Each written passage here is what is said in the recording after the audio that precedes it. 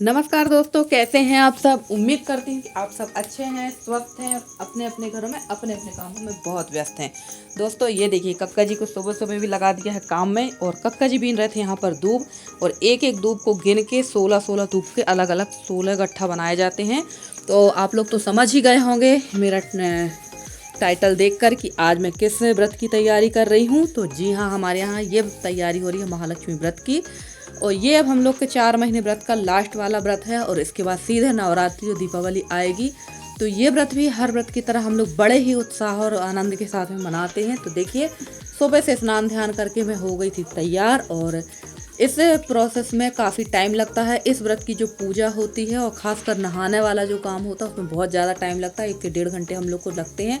दूबी से हम लोग को सींच के नहाना पड़ता है। और देखिए, यहाँ नहा धोकर मैंने बाकी का खाना बना लिया था और मैं बना रही थी पूरी और ये बन रही थी मुठिया।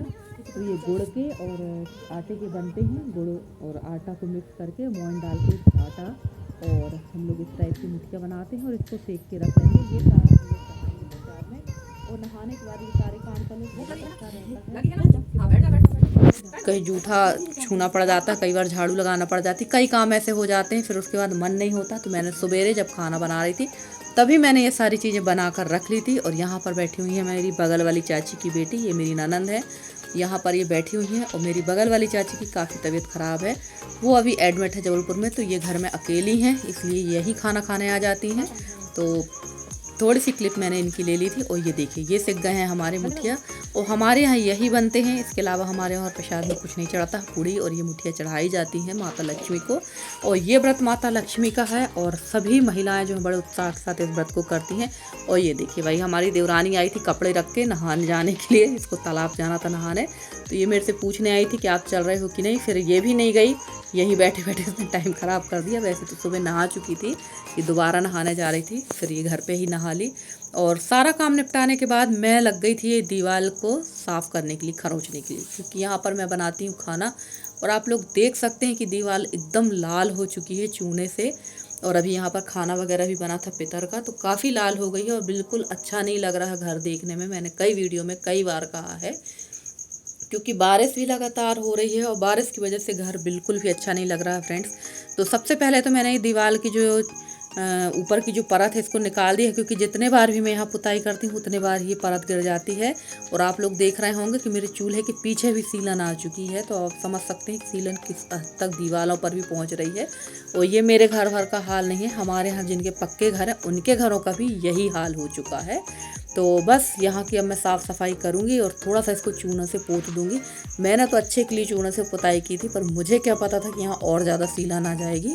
और स्थिति ये हुई है कि दीवार में और भी ज़्यादा सीलन आ चुकी है। इसके पहले भी आपने देखा था जब मैंने लिपाई की थी तब भी बहुत ज़्यादा सीलन आ चुकी थी, और अब तो और भी ज़्यादा सीलन आ गई है चूने की पुताई करने के लिए। और सिर्फ जबकि मैंने सोचा था कि महालक्ष्मी व्रत है तो चलो कहीं तो चूने से पुताई कर लें, उस वजह से मैंने यहाँ पर थोड़ी सी पुताई की, पर दीवार भी बहुत ज़्यादा सीलन आ गई। फिर मैंने कमरे में और कहीं भी ज़बरदस्ती लिपाई पुताई नहीं की। कोई मतलब नहीं है कि और ज़्यादा सीलन आए और नुकसान होए, तो मैंने इतनी ही चूने की पुताई की थी। और देख लीजिए, यहाँ पर इस बार मैंने चूल्हे को चूने से पोत दिया है।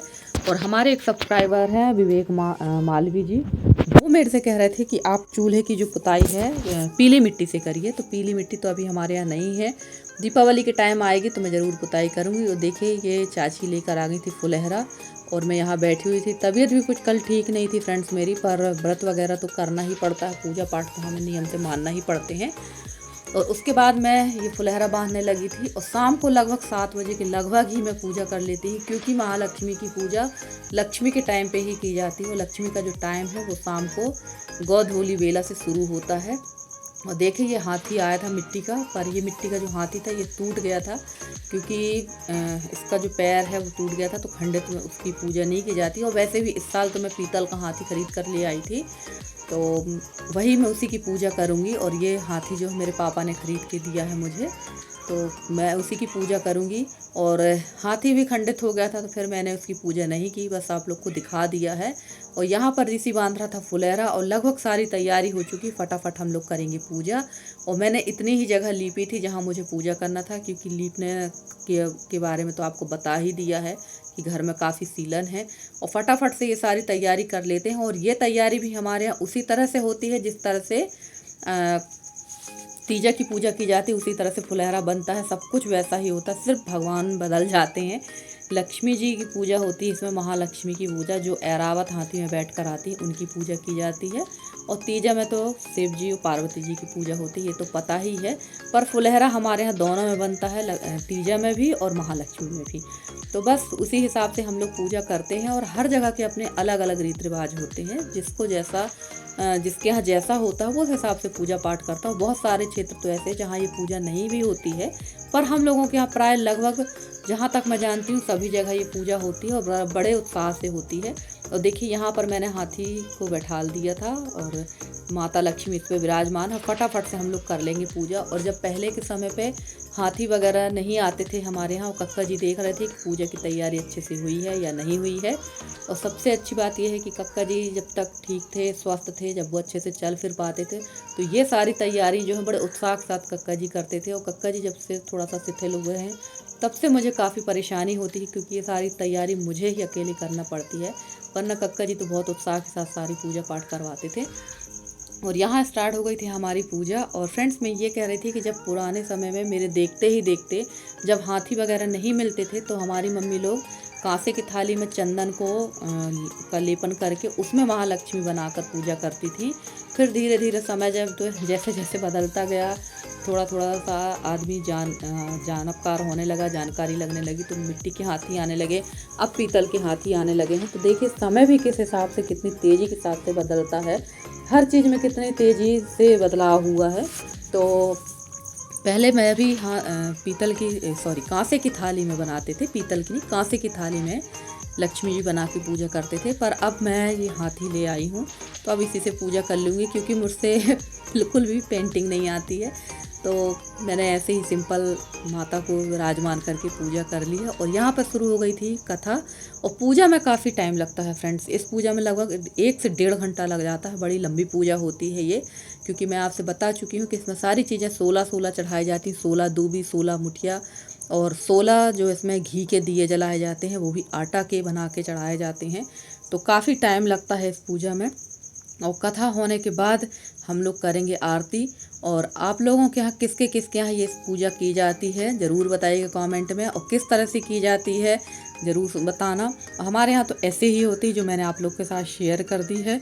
और फ्रेंड्स आप लोगों को मेरे वीडियो कैसे लगते हैं, अगर आप लोग को मेरे वीडियो पसंद आते हैं तो प्लीज़ मेरी वीडियो को लाइक करें, शेयर करें, मेरे चैनल को सब्सक्राइब करके। जिस तरह से आप लोग अभी तक अपना सपोर्ट और स्नेह मेरे साथ बनाए हुए हैं, इसी तरह से आप लोग अपना सहयोग और स्नेह मेरे साथ बनाए रखें। मैं पूरी कोशिश करूंगी कि आप लोगों के लिए अच्छे से अच्छे वीडियो लेकर आती रहूं।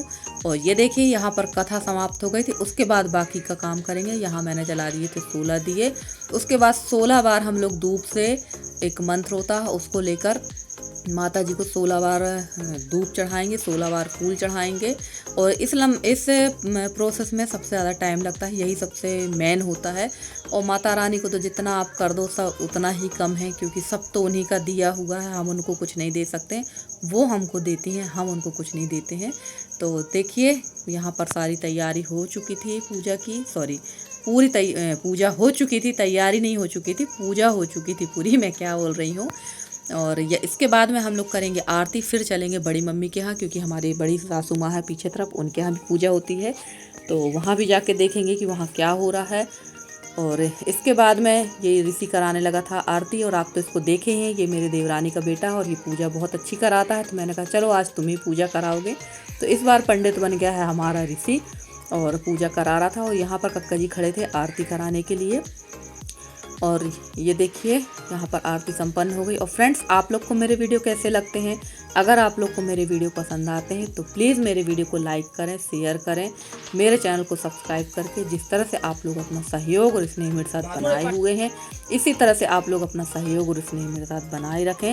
मैं पूरी कोशिश करूँगी कि आप लोगों के लिए अच्छे से अच्छी वीडियो लेकर आती रहूँ। और फ्रेंड्स मुझे आप लोगों के सपोर्ट की बहुत ज़्यादा ज़रूरत है, और जब तक आप लोग मुझे फुल सपोर्ट नहीं करेंगे मैं आगे नहीं बढ़ सकती हूँ। और ये देखिए मैं आ गई थी बड़ी मम्मी के यहाँ, और यहाँ पर पूजा शुरू थी और इन लोग भी बैठी हुई थी पूजा करने के लिए, और मैं बैठ गई थी बड़ी मम्मी के पास ढोलक लेके। तो देखिए अब इसके बाद थोड़ा बहुत गाना बजाना होगा, उसकी मैंने क्लिप नहीं ली थी क्योंकि ऑलरेडी वीडियो बहुत लंबा हो गया और इतना लंबा वीडियो कोई देखता कहाँ है, सब स्किप कर करके देखते हैं। तो अभी यहाँ पूजा स्टार्ट हुई, मतलब बैठ गई थी, पूजा स्टार्ट होने वाली थी और हम लोग यहाँ बैठ के कर रहे थे बहुत एंजॉय, और यही मज़ा होता है सबके साथ पूजा करने का। तो चलिए दोस्तों, मिलते हैं अगली वीडियो में, तब तक के लिए बाय बाय।